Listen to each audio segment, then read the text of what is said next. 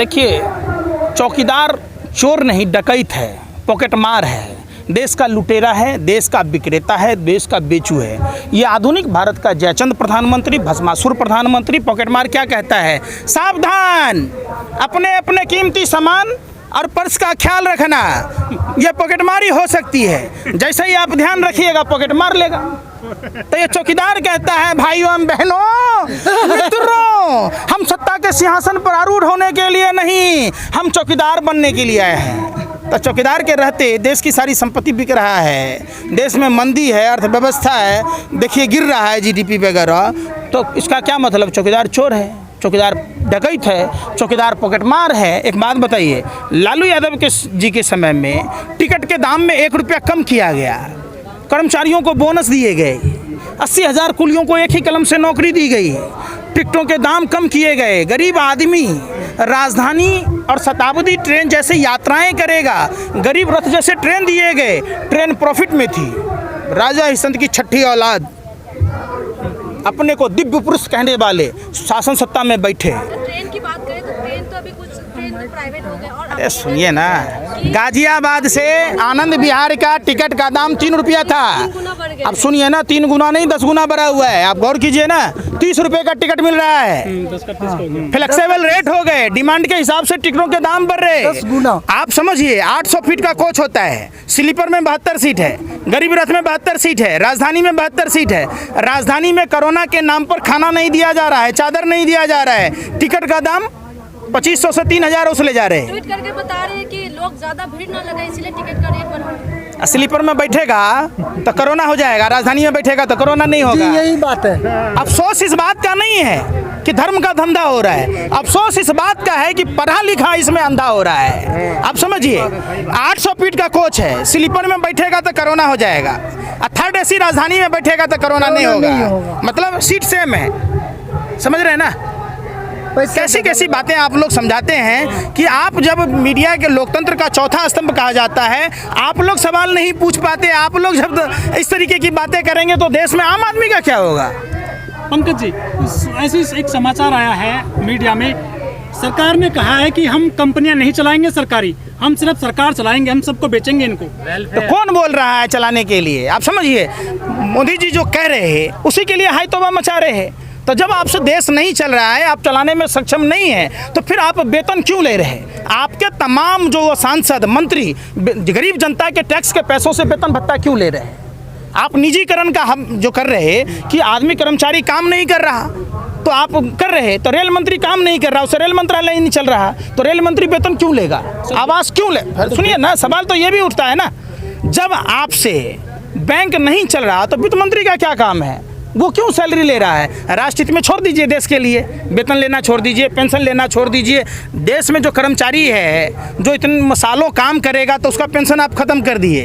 अटल मुनि pension P गए, अगस्त मुनि समुद्र पी गए, और नरेंद्र मोदी पूरा देश को पी गए, रोजगार खत्म कर दिए, अपने आप को साधु महात्मा बन गए।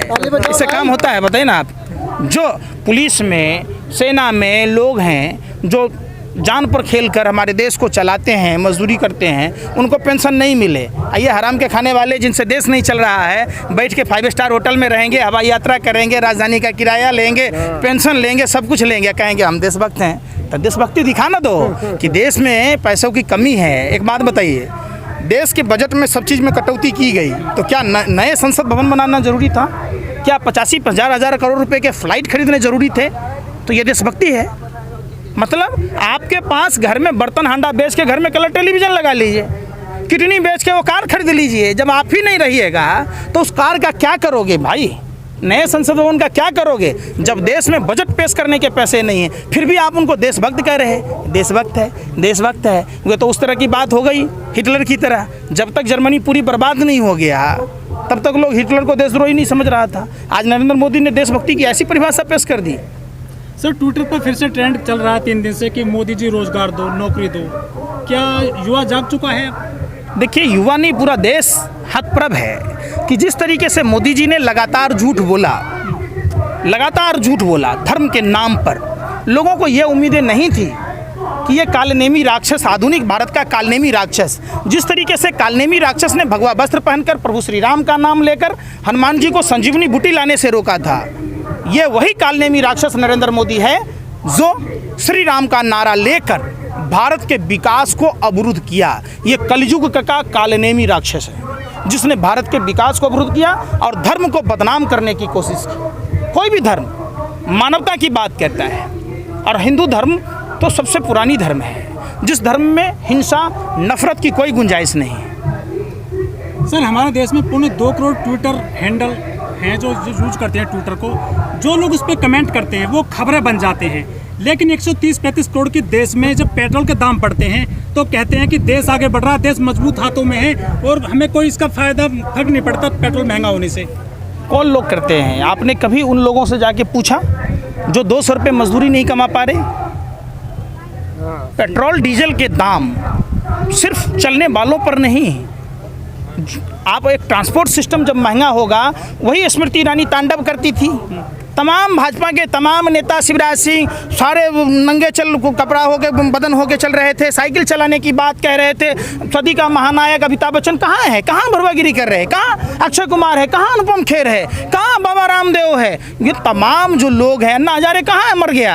कुंभकर्ण 6 महीने के लिए सोता था, या अन्ना हजारे 7 साल से कुंभकर्ण का बाप बना हुआ है कि बेटा बना हुआ है, पता है देश की जनता को? कहाँ किस बिल में छुपा है? जब हम रालेगांव सिद्धि गए, अन्ना हजारे उम्र का हवाला देकर, ठंड का हवाला देकर 2-2 बार चिट्ठी लिखने की बात की, तो अन्ना हजारे किस बिल में, किस गुफा में छुपा है? मर गया कि जिंदा है, इसकी पता तो देश की जनता को पता है ना। उसने तो कहा था मैं जनवरी में आऊंगा, अब वो मुंह से बोला कि पिछवाड़े से बोला, ये तो फिर दोबारा जाने के बाद बताएगा ना कि अपने बात पर जमीर पर जिंदा होना चाहिए। जिसके बात की नहीं गारंटी उसके बाप की नहीं गारंटी, बात बोलनी चाहिए ना। सर आखिरी सवाल आपसे, अभी जो कृषि मंत्री हैं तोमर साहब, उन्होंने कहा है कि किसान बांस की खेती करें, इससे बड़ा फायदा होगा। कृषि मंत्री को ये पता ही नहीं है, उसके प्रोफाइल हलफनामे में देखेंगे वो अपने आप को सोशल वर्कर बताते हैं। उनको यही नहीं पता कि गेहूं में कितना डीएपी लगता है, कितना पोटास लगता है, कितना यूरिया लगता है, कितनी लागत आती है। तो वही बात है ना, बंदर के हाथ में नारियल का फल। ये लोग बंदर हैं, ये लोग देशद्रोही लोग हैं, टुकड़े टुकड़े गैंग के लोग हैं। ये लोग देश के असली गद्दार सावरकर के लोग हैं, नाथूराम गोडसे के लोग हैं। इनको अहिंसा फैलाने का काम कहिए, हिंदू मुस्लिम का सिलेबस कहिए, भारत पाकिस्तान का महंगाई के मुद्दे पर एक बात बताइए, पाकिस्तान में 51 रुपये मिल रहा है, तो पाकिस्तान की चर्चा क्यों नहीं होती टीवी चैनलों पर? राम के देश में टमाटर महंगा, फिर बात, अरे आप पेट्रोल पंप का नहीं दिखाई दे रहा, अंधे हैं। पेट्रोल 51 रुपये मिल रहा है और राम के देश में 100 रुपये के आसपास है और सीता के देश में 53 रुपये है।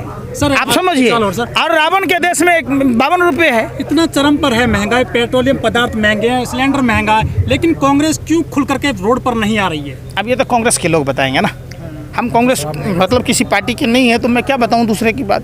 हमको अरे हम तो नरेंद्र मोदी की तरह थोड़े ना है कि आपके थाली में झांक के देखेंगे। वाह भाई वाह। दूसरी की लड़ाई सबको अच्छा लगे, नरेंद्र मोदी को अच्छा लगता है, तो ये आप कह सकते हैं, हम थोड़ा ना कह सकते हैं ये बात।